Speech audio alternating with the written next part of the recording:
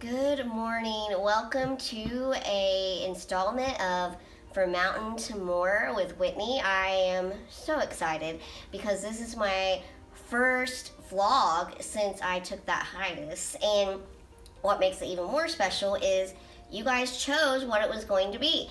If you recall, in January, I sent out a poll for you guys to vote on whether you wanted to see my medicine routine or if you wanted me to take my treatment and explain how that goes. So you guys chose my medicine routine. And for those who voted for my treatment that I take every other week, no worries, that will be the next vlog. So, okay, first things first, when you're getting ready to handle medicine, you need to wash your hands. I already have, I just didn't do this in the video because I'm not going to do, mundane tasks in front of you. It's going to be education and things that you need to know and that would actually be interesting on video. I don't think you would get a thrill from me washing my hands. Okay, so first things first, if you are someone that needs a pill case, I cannot recommend this pill case enough. First of all, if you take big pills like me, I had to find a pill case that could fit big pills in it, plus the small pills, and actually shut. Also, it's very sturdy. I have dropped the pill case, I have put it in suitcases, backpacks, and it stayed closed. I don't have to go fishing for pills in a purse or a backpack. So again, I cannot recommend this one enough, and if you're interested, I am going to link it in the description so you can check it out yourself. So here we go. Here's how I start out my day. Alright, first thing I do is I dump all these pills out and I find this tiny little pill, and then I put my medicine back in, and then I get my vitamin.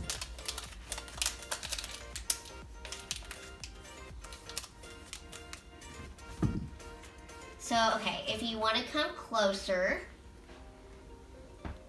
to look at these two pills, this is called levothyroxine. It's a mouthful, and this is just a vitamin I take. But anyway, you might be wondering why, and you guys can scooch back now. You might be wondering why I dumped out my medicine, got that pill out, and then put it back in. So one thing that's super important to keep in mind is medicine interactions. And what that means is one medicine can lessen the power or the effect of another medicine if taken together. And I do have an interaction with my thyroid pill and my omeprazole. My thyroid pill can actually lessen, surprisingly. No, I think it's the opposite. Yes, it is the opposite.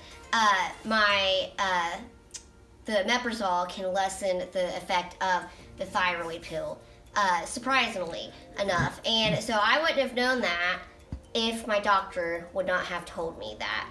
And so, if you're concerned about interactions, then definitely talk to your doctor about it. Thankfully, my thyroid pill is very tiny, so it only takes about 15 minutes to absorb before I can take my other medicine. So what do? Is I take these two pills, and thankfully I'm someone who has to take a breathing treatment. So I take the pills, and then I go over and I take my breathing treatment. And how long is my breathing treatment, you may ask? You're right, it's 15 minutes. So I know after I am done with my breathing treatment, I can come back over here and take the rest of my medicine. So we're gonna go on to the next thing I wanna tell you about. Okay, so on to my breathing treatment. I am a asthmatic, and I also have chronic sinusitis, which we'll touch on a little bit later. So that combo is kind of like a double whammy. It makes like my throat, like my lungs and all that, just, need a breathing treatment to break all that up. So anyway, interesting enough, I used to take, when I was young, something called albuterol. And you all might be very familiar with that. That is a very well-known breathing treatment, inhaler, and it worked great for me. But out of the blue, at 18 years old, I took my albuterol inhaler and I had an adverse reaction to it. My blood pressure spiked very high. I was dizzy. I couldn't walk. So my doctors were like, let's monitor you. And if in 4 hours everything goes back down to normal, then we know it was an adverse reaction and we got to look into something else to put you on so you don't have that again. So they went to another well-known inhaler and breathing treatment, and that is Sopanex, and that's what I take now. I have absolutely no trouble with it. So it just helps break everything up. It lessens my coughing spasms, and it really is a lifesaver because when you cough and cough and cough and cough and can't control it, it's exhausting, it hurts your chest, and it's just not a good quality of life. So anyway, I am very happy that my pulmonologist put me on maintenance breathing treatments. I take this in the morning to start my day, and I take it at night before I go to bed. And as I said, 15 minutes, so perfect timing. So I can take this, and once I'm done, I can jump back over to the rest of my medicine that's left to take. So I am going to cuddle up and I'm going to lay back.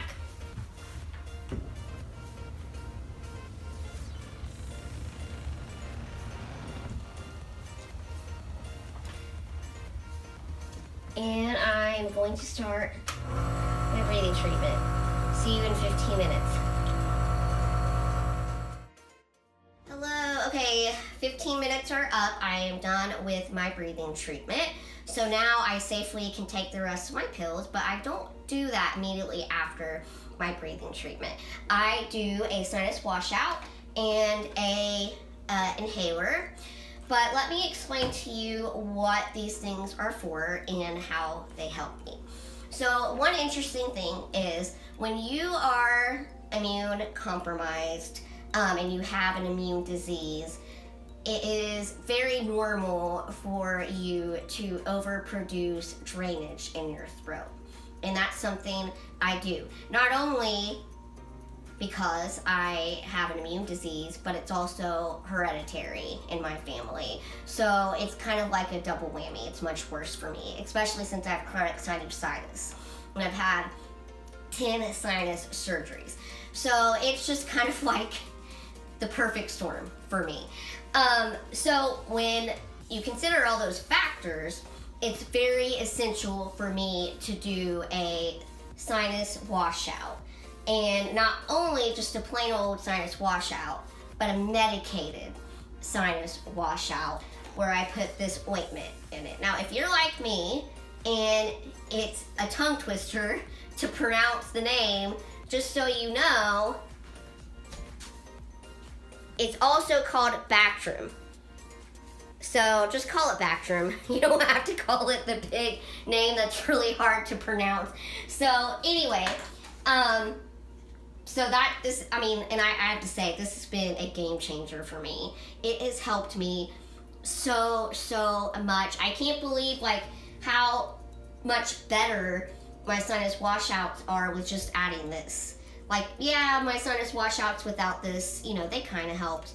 But adding this has been a huge lifesaver.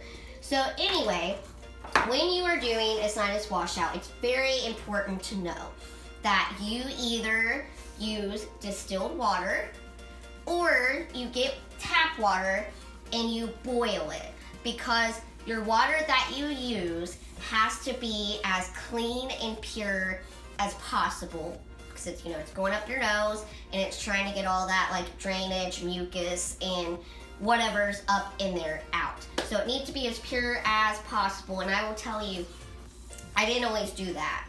I would get it out of my refrigerator and then just warm it up. And one day I mentioned that to a nurse practitioner, and oh my goodness, she ripped me up one side and down the other.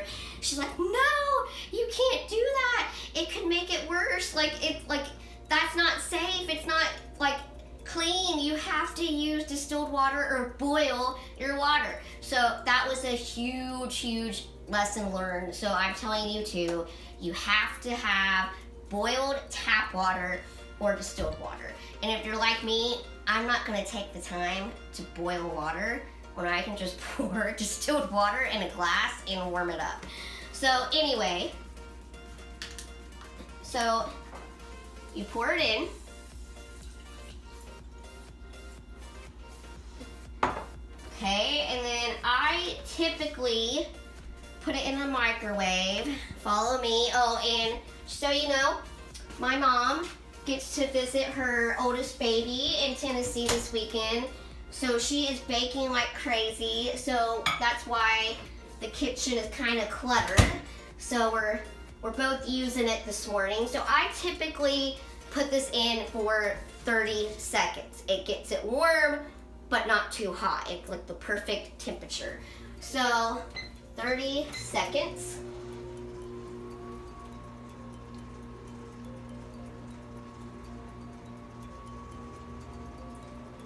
Do do do do do do do do do do do do da da da da da. Okay. Kind of funny because 30 seconds feels like 15 hours right now. Alright, yay, it's done. Okay.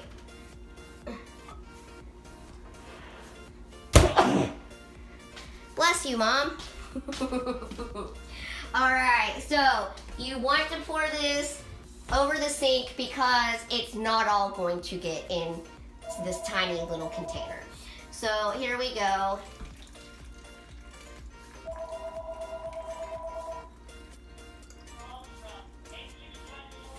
Okay. So, since you're using water, that's the nice thing. You don't have to wash your glass. Just wipe it off and put it back in the cupboard. Or whatever this is called. Cabinet. That's what it's called. Cabinet. Okay. So now you take your sinus rinse salt mixture.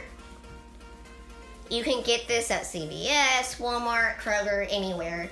And you put it in that, okay? And then you take this. Now, I have tried everything, and I'm gonna tell you the best thing to do is to put it on your fingertip, because I have tried a small spoon, I have tried just several different things, and it will not come off those utensils. It will come off my finger, so that's why I use it, and that's why it's very important to wash your hands so you know your hands are clean, because you're putting it in something that's going up in your nose, so in your sinus cavity. So anyway, so I put it on my pointer finger, and then I just wiggle it around, let it dissolve, and see, it's gone. So then I, of course, wipe my finger off because it's wet. So then you just kind of shake it up. Okay. So that's done. And I just want to tell you a little bit about my Wixella. That's what this inhaler is called. And so it is a supplement for my breathing treatments that I take. And it just, adds that extra help to my asthma. And it has really helped. I have seen a difference with this in combination to the breathing treatments. But one important thing to know is that this, I'll actually take it out so you can see it. It's a disc and it's a powder substance. So I have to breathe it in, and I feel like the powder on my tongue. But since it's a powder substance, it's very important that you gargle after to get all that out, because it could irritate your mouth if you keep it in there without gargling. So that's what this is for. So I go back and I do this in my bathroom because it's not exactly pleasant. So you stay here and I will be back. Alright, so the next thing I do in my medicine routine is I use this gel on some of my joints that give me the most issue. It's called diclofenac gel. And when you have arthritis, sometimes your anti-inflammatory just doesn't cut it. You need something else to help that little edge just go away. So anyway, my rheumatologist recommended diclofenac, and it has helped. I will tell you though that if you don't want the hassle of getting a prescription, you can get Voltaren over the counter. Why I did a prescription is because I'm using this all the time, and of course, since I'm using it all the time, I want my insurance company to cover it, because it can get very expensive very fast. So anyway, but again, if it's not something you're going to use all the time, you just need for a certain time period, then getting it over the counter, Voltaren would probably be exactly what you need. So I put a glove on because I don't want this ointment all over my hands. And yes, I know this glove is huge, but I'm only wearing it for 30 seconds. So I put it on my left hand first, and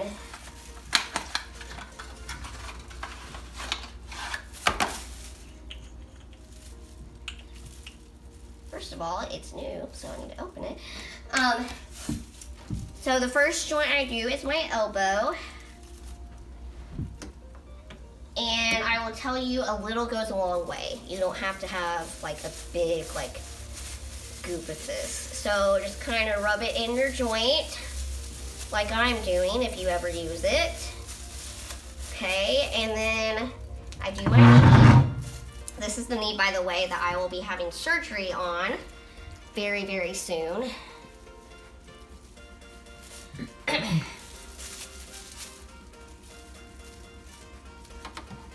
Again, look, that's just all I'm using for my knee. A little goes a long way. So just rub it in.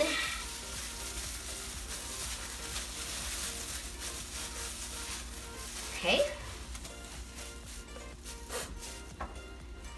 The next one is my neck. So I take this, just massage it into my neck.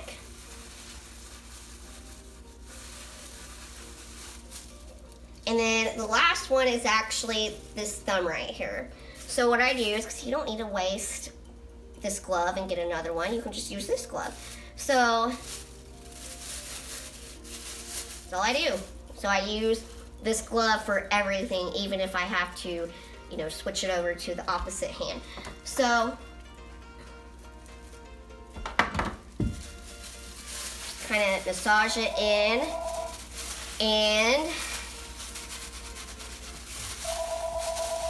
and that's it. I am done, and I just dispose of that. One thing I do want to note is that if you're doing this, you need to make sure that you are not ready to get a shower, because you have to have this on and let it soak for an hour, or else it won't do what it's supposed to do. It has to be on your skin for an hour. So, okay, let's move on to the next thing. Okay, so I'm here with the last thing I do in my medicine routine. To me, the most exciting thing for me to explain to you, and that is the rest of my medications. So I am going to dump them out. I'm going to tell you what they are and explain why I take them. Okay. So as you can see, there's a lot here. So, alright, so I'm going to explain my gut medications first. So, alright, these three are my gut medications. This is omeprazole, this is dicyclamine, and this is acetol. So, omeprazole, it helps with the acid in up here. When you have heartburn, it helps, kind of lessen that. But as my GI doctor explained, a lot of people, when they think of acid, they only think of it up here. You all have acid deep in your stomach, and it also helps that. And sometimes when you have a flare with your GI, it's because of the acid that's deep down inside your gut. So omeprazole, it not only helps your acid up here, but it helps your acid down here. Now, interesting kind of thing with omeprazole, you have to take it and wait 30 minutes to eat after you take it, because it needs time to absorb and to coat your stomach for the foods that you're eating, especially if you're eating a food that is kind of iffy. It could give you a flare. So yes, do not tinker with that 30 minutes. You gotta do that whole 30 minutes if you don't want a flare. And I know you don't. If you've ever had a GI flare, you want to do everything possible not to have one, because it's awful. I've had some where going to the bathroom and then holding a trash can and vomiting at the same time. Terrible, horrible. I felt like I was dying, even though I know I'm not. It's awful. So do whatever you can to help a GI flare not happen. So that's for that. And these two other pills, acetol and dicyclamine, it is for the colitis and the bowel disease that I have. The dicyclamine, this blue pill right here, I actually have to take it 4 times a day. And that has tremendously helped. But that is for my colitis, my ulcer that I have down in my colon, and it just kind of eases all that to help me not have a flare when I eat, and or just in general. And it helps, my bowel movements. It just helps everything down in here to be as happy as possible. So those are my GI medications. And as you knew, I had a major flare last year, and where I had to go to the hospital. I was diagnosed with a ulcer down in my colon. So all these medicines have really helped keep all that controlled. So very happy about that. So this, I don't usually take this. It's called doxycycline. And what it's for is I actually have a vein infection. And yes, it hurts. So how this happened and why I want to, talk about it is because a vein was overused. A lot of people in the chronic illness community, they are a hard stick. So when a nurse finds a vein that works really well, they use it and they use it and they use it. Now, it's fine when it's just a one-time use and you have several weeks or even months for this vein to heal, or whatever vein the nurse is using.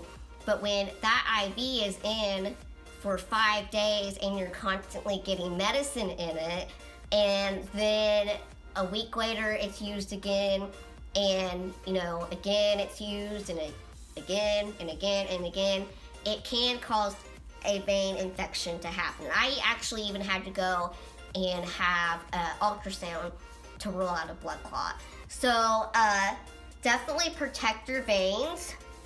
And if you feel like it's being overused, then yeah, advocate for yourself and say, I'm not comfortable with this vein being used again for you to put an IV in. Can we find another one? Because obviously I'm on an antibiotic for an infection. This vein will not be used for a while. So anyway, I'm on that for 7 days, twice a day, and then hopefully this vein infection will be gone. So this next pill, this little blue pill, not really little, but it's called Valtrex. And it is because I am prone, surprise, you might be shocked about this, to the shingles virus. And before I started taking this antibiotic to prevent it, I was getting shingles 3 to 4 times a month. Not fun. And so finally my immunologist was just like, let's just put you on Valtrex for good. That way we don't have to hopefully worry about you getting another, shingles episode. And, because as many people know who've had shingles, it's painful, and even when it's gone, you still have issues with your nerves, and you still feel like pain even when those sores are gone. So anyway, I am on this as a prophylactic now. Every morning I take it, and the good news is, since he started me on it regularly and not just take it when a flare happens, I have not had shingles since, so it's doing its job. Alright, so this next one is called penicillin, which I'm sure most of you have heard of penicillin. So why I actually take it is because I do not have a spleen. Yes, you can live without a spleen, but it does have a function for your body, and it helps with infections, and it helps fight those infections. And when you don't have a spleen, you're more prone to infections. And so that's why I am on this penicillin. And it's not because I have a disease, it's because I don't have a spleen. Like, for instance, if some completely healthy person was in a car wreck and they had to have their spleen removed, well, they would have to be on penicillin for the rest of their lives as well. So if that's you and your doctor hasn't told you that, if you've had your spleen removed for some reason, it doesn't have to be that you're sick or have a disease. It just means like you don't have a spleen and you need to be on the penicillin because you could be prone to infection. You could get infection more easily. So talk to your doctor about that and see what they say, and if they agree that because you don't have a spleen, you need to be on penicillin as a prophylactic. Because I'm sure you would much rather take a pill for the rest of your life than get a life-threatening infection. I know I would. So that's what that's for. So vitamin D, when I don't take that, I am low on vitamin D. And of course, like vitamin D, a lot of people take it, and it's just, it helps with your immune system. It helps your energy and just your quality of life. It helps even your, mind and your the clarity of how you think. So it's very important for your vitamin D levels to be normal. If they're not, you need to consider taking a vitamin D supplement. So talk to your doctor about that. If you're having issues with, fatigue or maybe your brain fog, it could be as simple as needing to go on vitamin D. Okay, so this red little pill is an iron pill. Last year, in the midst of everything with my GI issues, I found out I'm iron insufficient. So when you're iron insufficient, you feel really bad. You feel exhausted. You don't feel like doing anything. I was just limp for the longest time until they put me on the iron. And so that's helped my iron stay where it needs to. It's helped with energy, which is good because right now I don't have a lot of energy with all these infections I'm dealing with. So anyway, again, if you're exhausted and you can't hardly function, talk to your doctor. I mean, sometimes it's not, well, a lot of times, it's not this life-threatening thing. It's just that you're low on, like very simple things like iron, vitamin D. And that can be easily fixed with a pill.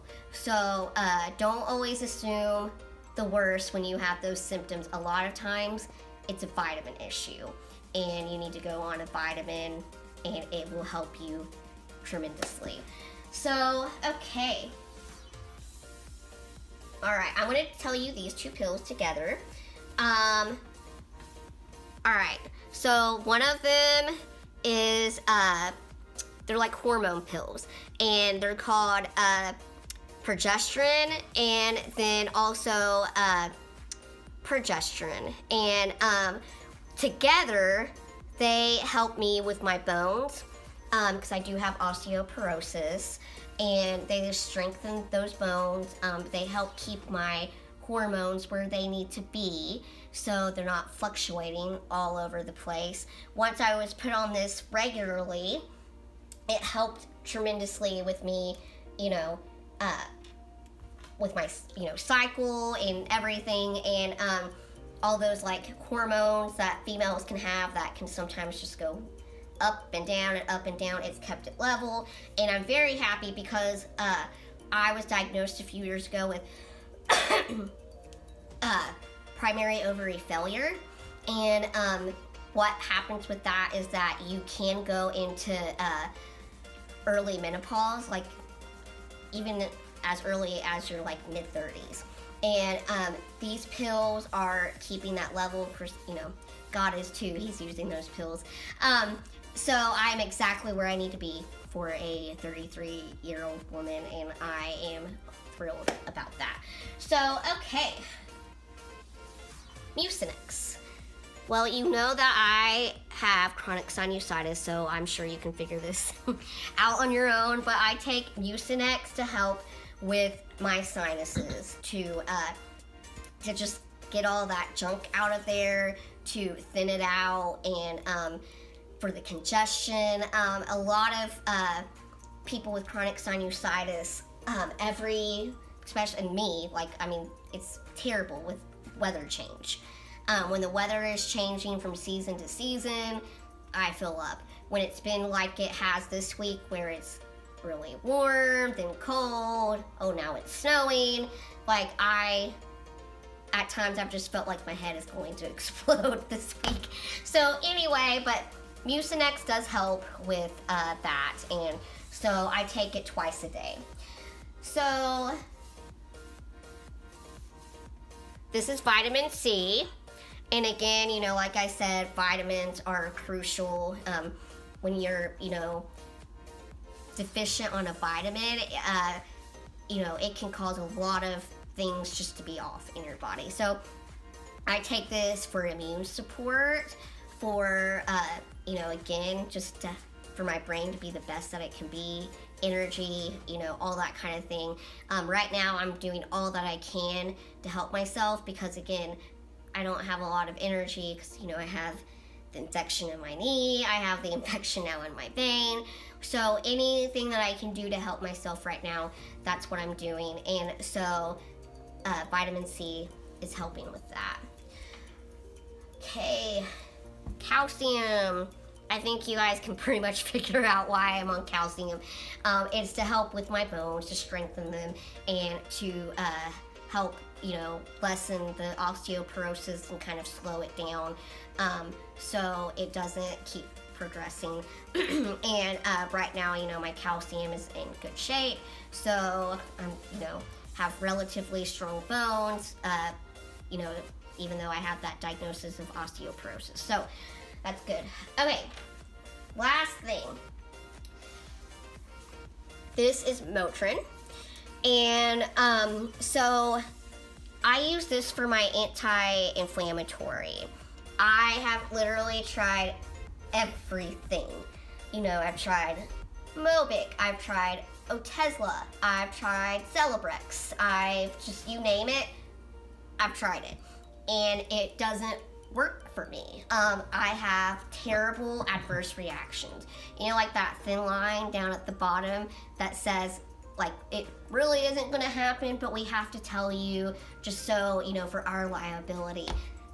That happens to me. And so I'm one of the fine print people. So the best thing that helps me and doesn't cause a reaction is the Motrin. It not only helps the inflammatory issues in my joints, it also helps the inflammation in my sinuses. But since I take this, I do have to be monitored. So if you take ibuprofen, Motrin on a regular basis, you want to make sure that your doctor monitors your kidneys, your liver. I have liver disease, so it definitely needs to be monitored. It's hard because sometimes it's a balance, you know. You don't want anything to happen with your liver and kidneys, but at the same time, you want to walk and be able to move. So you have to balance out, okay, what's the best, compromise. And for me, it's to take this so I can actually move, and for my doctors to keep a close eye on my kidneys and on my liver to make sure that the ibuprofen is not worsening, the condition. Thankfully, kidneys is one thing I don't have anything wrong with, so I'm very happy about that. But they're gonna keep up with that. And then, of course, since I do have liver disease, but it's stable, it hasn't progressed, which is a huge miracle. But just, to be safe and, be practical, they are going to keep an eye on it. And I think that's very good.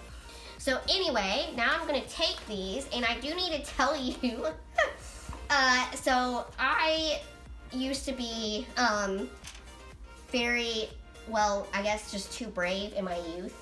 And kind of like, I couldn't play sports, I couldn't do certain things.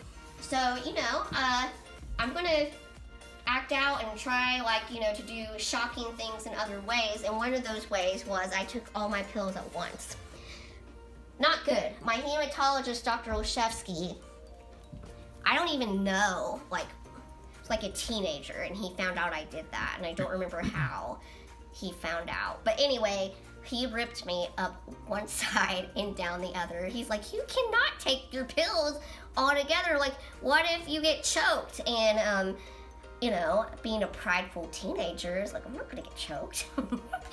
I am good. This is a talent of mine. But, as you grow old, you gain wisdom. And so now I don't take them all at once. I do take multiple pills at one time, but I divide it up now, and to make it safer. Because if I took one pill at a time, I would add another hour to my medicine routine, and I don't want to do that. So this is my first pile, which as you can see, there's 5 pills there.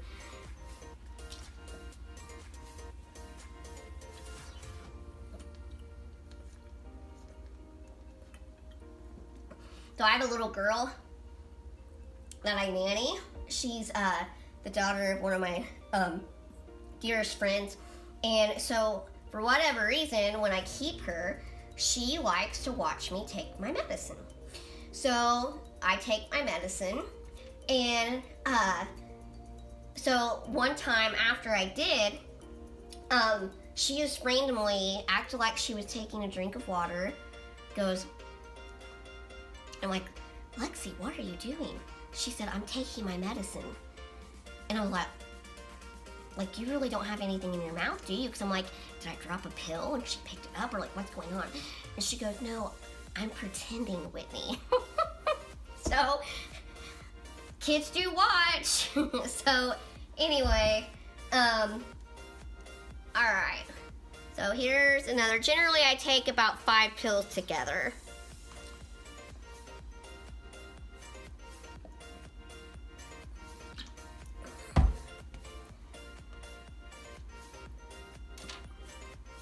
And it is good to mix up small pills with big pills. Don't take all of your big pills together, because that's not good. You really could get choked with that. So here's my last few pills.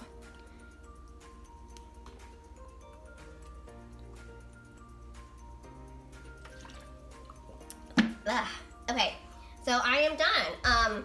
Now I have to wait 30 minutes before I can eat. I typically use this time to do my devotions because it's just like the kind of perfect like window. I have to wait anyway, and 30 minutes is a great time span to do your devotions, so that's when I typically do it.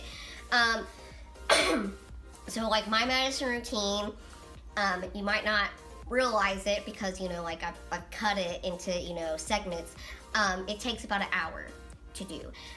So yes, it does get frustrating at times. I do wish I could just get up and go on with my day like other people do. But when I, you know, get frustrated, I think, you know, okay, this medicine is helping me so I can do what other people do, because there are people with immune diseases that even their medicine doesn't help them be able to go and do. It basically just helps them live, and they don't have much of a quality of life. And I'm just very thankful that with my medicine I can have a quality of life. So that's what I try to remind myself when it gets frustrating, when I'm like carting my medicine from my house to my grandma's house, and you know, I have to think through like, okay, like what do I have to take over there with, you know, my medicine. It can get overwhelming, it can get frustrating, but I always try to remind myself that God is using it for His glory and to give me the quality of life that I need so I can do the passions and the purpose that He has given me on this earth. So thank you for watching. I hope you enjoyed it, and I hope this, you know, helped you learn something. One, about what, you know, people with chronic illnesses, you know, have to think about, and the routines that they do when they first wake up. They have to think about their medicines.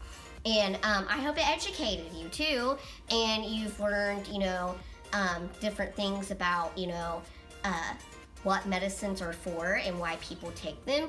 And, you know, if, you know, like you don't have a spleen, or maybe, you know, like you're tired and running ragged, I hope maybe this helped you kind of think through like, okay, I need to talk to my doctor about penicillin, or, oh, maybe I am, you know,